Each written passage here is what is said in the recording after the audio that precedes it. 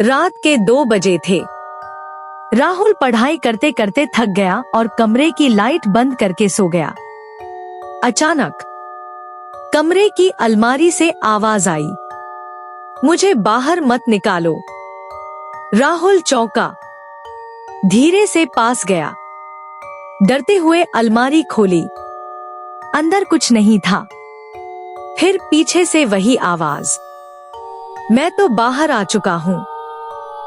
Camera घूमता है, पीछे एक चेहरा, उल्टा, खून से सना हुआ। कट।